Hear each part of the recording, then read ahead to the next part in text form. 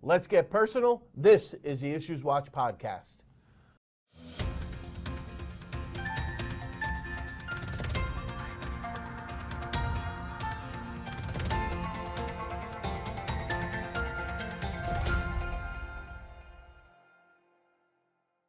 Hello and welcome to the IssuesWatch podcast. I'm Brad Muniz, your host for the bi-weekly accounting and auditing episodes. I'm an assurance principal at Clifton Larson Allen. And back with me today from the Jersey Shore is Frank Boudelet, an emeritus partner at Witham and my co-presenter for Society Law and Ethics webinar. Welcome back, Frank. Glad to be here, Brad. You know, they've been putting some other people in here because they thought you were at the shore, Jersey Shore, like Frankie B hanging out. I was just felt like a scorned lover when I saw those videos. No, sorry, and make you feel that way. Okay. These episodes qualify for Nano CPE credit. If you're interested in earning CPE credit for this episode, hit the pause button now and head over to njcpa.org/nano to find out how. Quick disclaimer, the views and statements expressed herein are our own and not necessarily those of NJCPA, CLA, or Witham. Okay, Frank, so today, this is a fairly, it doesn't sound like a real heavy technical topic, not like derivatives and stuff like that, but going through peer reviews and stuff, we see so many errors as it relates to this. Yes. Personal financial statements, and there's some stuff in the news about it recently. A lot of stuff in the news recently, yes. You thought it was a really good topic for us to bring to their attention. I did. So thank you for allowing me to talk about this. I'm going to let you take the lead. Go ahead. So, personal financial statement. So, the first thing I ever did in public accounting was a personal financial statement in 1983. I say 1983, it's important because I handed in a financial statement, our partner, quality control partner, reviewed it, and she had read all over the financial statements. What happened was the manager said, Frank, follow what we did last year. So I sallied it. I followed last year, I handed in the financial, I was so proud of myself, my first financial, and it comes back with red, and it said SOP 82-1, all over. I had no idea what SOP 82-1 was, but I was, every time I see red pen now, I have a little twitch. SOP 82-1 dealt with personal financial statements, and it was a change from the way it was done to estimated current value, which we'll talk about. By the way, my notes you can download from the show notes, and I'm going to talk right to the notes. I think it's important that I read these. So where you can get the personal financial statement, if you go to ASC 274 and the FASB, you can find personal financial statements. So I'm going to read some of what they say, because I think it's important to understand what is there. So assets and liabilities shall be presented in order of liquidity. So you don't just go and remember cash, and it's liquidity. What matures sooner? And what bills are due first. The personal financial statements are prepared for one of a group of joint owners. So say, for instance, you have a married couple, right? You're married, you and your wife can do a personal financial statement, and you are going to prepare just for Brad Muniz. You need to only pick up your assets. So if you own a house jointly, you take 50% of the house. So if I'm looking at your financial statement, I'm going to assume that if it's down there, that's 50% of it. You're going to state that in disclosures. You better make sure that you own the house 100%, with your wife. Well, my house is in my wife's name, but the mortgage is in my name. So I had negative net worth. Probably shouldn't have done that. You got a problem. So let's move on. Let's not take you as it's the truth. It's the truth. So business interests that constitute a large part of a person's asset shall be shown separately. So if you have a business asset, you should show that separate in the financial statement. Disclosures are critical to a personal financial statement. They need to give the user the information that they have so they can make an understand what the financial statements include. So a clear indication of the individual's financial statements should be done in, and the accounting is estimated current value. They need to be shown at estimated current, not fair value, but estimated value. Not fair value, estimated current value. So, so let's just talk about what is estimated current value. Go ahead. No, go ahead. So the estimated current value, and this is the definition, is that an asset, recent transactions involving similar assets, circumstances ordinarily provide a satisfactory basis for determining the estimated current value of an asset and the estimated current amount of liabilities. If recent sales information is unavailable, other methods. So basically using the recent sales value, that's your estimated current value, right? You get a price, you buy something, that's what its value is. Or you can use the capitalization of past prospective earnings. You can use the use of liquidation values. You can have estimated historical costs on specific amounts using, say, a price index. So you can take the cost and you do a price index. You use appraisals is another good one to use, or the use of discounted amounts of projected cash flows. But the important part of estimated current values is disclose the information for the reader to understand what is in the financial statements. So for the most part, estimated current values could be fair value. Could be. But you take that one that you said there, use of liquidation values. If you have an insurance policy that the fair value might be $1 million, Right. but if you choose to liquidate it, Right. the value is Value's only gonna be- $300,000. Exactly. That's important. Right, it's important, and it's also important to disclose. That's why a lot of times we see, and we'll talk about compilations and how you do a compilation and what you're required to do in a compilation. So let's talk about investment in closely held business, because many times you're preparing a financial statement for closely held entities.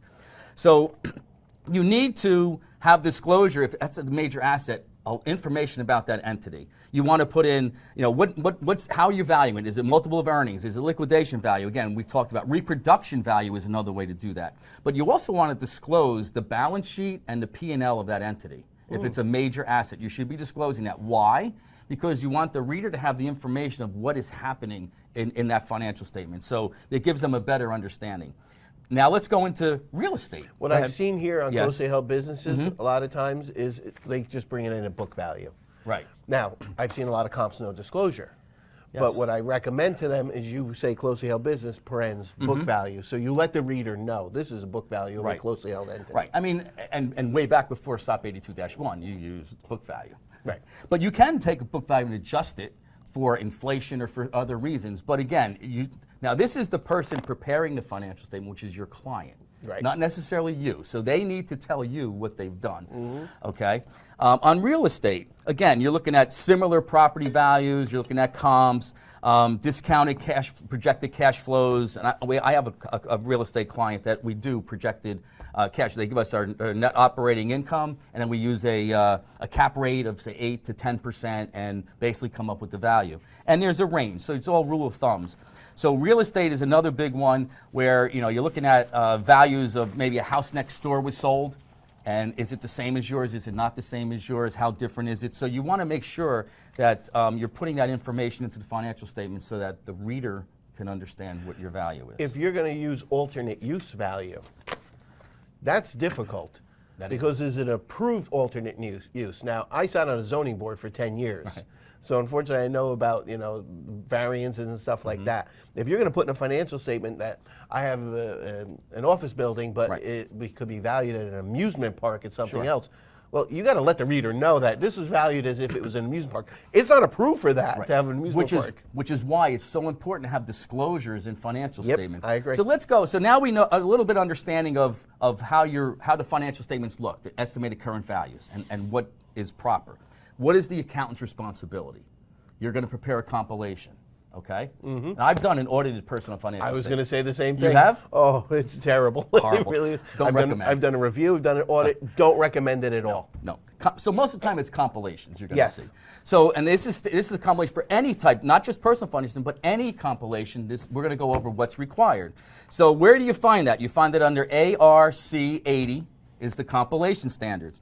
So the objective of the accountant in a compilation engagement is to apply accounting and financial reporting expertise to assist management in the presentation of financial statements and report in accordance with this section without undertaking to obtain or provide any assurance that there are no material modifications that should be made to the financial statements in order for them to be in conformity with the applicable standard. So basically you're giving no assurance. Right. Okay?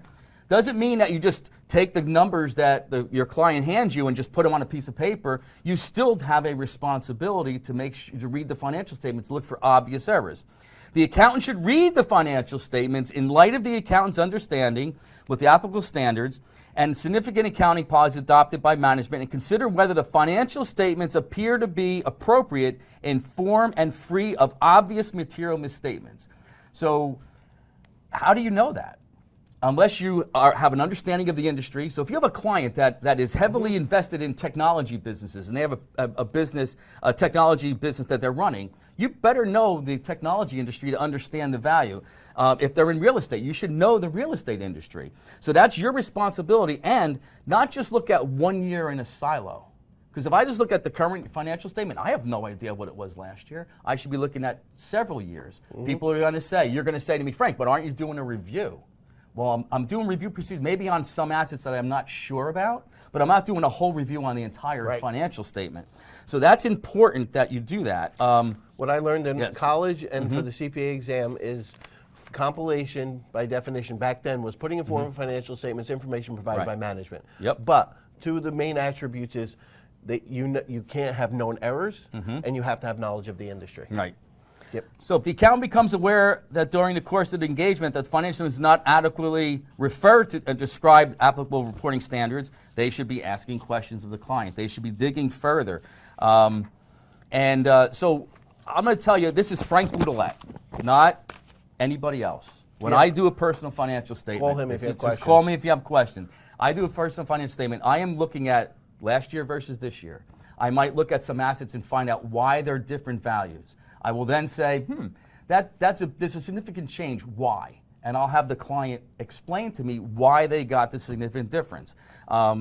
That's just how I think you should be doing it. And am I following compilation standards? I believe I am. Right. So I think In the end, you need to understand where they determine these values Yes. from. You don't have to audit, you don't have to not necessarily review them all, but you have to understand where they're getting the information you from. absolutely do, and there shouldn't be that much of a discrepancy in value, but it is what it is. you Right, know?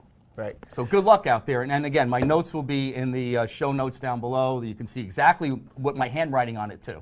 And real quick, the other one I'll say real fast is often you'll get a prescribed form that the bank wants you to fill yes, out. yes. Much like I just got a request for a letter for code 125 to just sign that I certify it. You can't just fill out that form and hand it to the client. You really need to put the compilation or whatever service you provide on that.